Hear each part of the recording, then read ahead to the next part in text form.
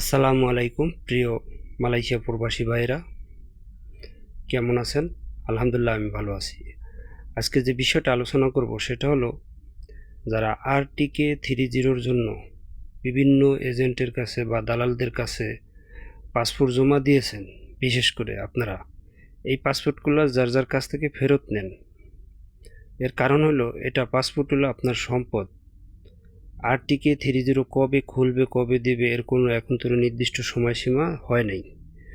অতএব আমি বললাম, আমার বসে আমাকে বলছে, এবং আমার বসের কাছে যারা পাসপোর্ট জমা দিয়েছে সবার পাসপোর্ট অলরেডি সে ফেরত দিয়ে দিছে। এর কারণটা হলো, সে বলছে যে কবে শুরু হয় জানি না, কিন্তু পাসপোর্ট যার যার একটা সম্পদ, এটা হাতে থাকা অনেক জরুরি।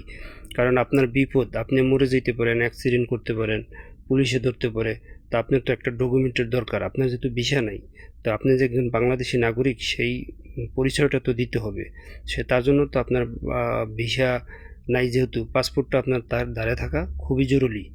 এবং এই পাসপোর্ট যদি আপনার কোনো এজেন্টের বা দালালের কাছে থাকে, সে কিন্তু আপনার ধরার পরে কোনো হেল্প করবে না, কারণ তার আন্ডারে আপনার ভিসা হয়নি এখনও। অতএব যখনই স্টার্ট হইবে তখন আপনারা আবার নতুন করে এটা জমা দিবেন এবং জমা দিয়ে কাজ করবেন। তখন আপনার কাছে একটা ডকুমেন্ট থাকবে, চলতে পারবেন। কিন্তু এখন আপাতত আপনারা যদি পাসপোর্ট জমা দিয়ে থাকেন, পাসপোর্টটা যার যার হাতে নিয়ে রাখেন। কারণ মালয়েশিয়া অপরাসি প্রতিদিনই দিতেছে, প্রতিদিনই লোকজন ধরতেছে। অতএব বি কেয়ারফুল। সবাই সবাই ভালো থাকবেন, সুস্থ থাকবেন। আসসালামু আলাইকুম।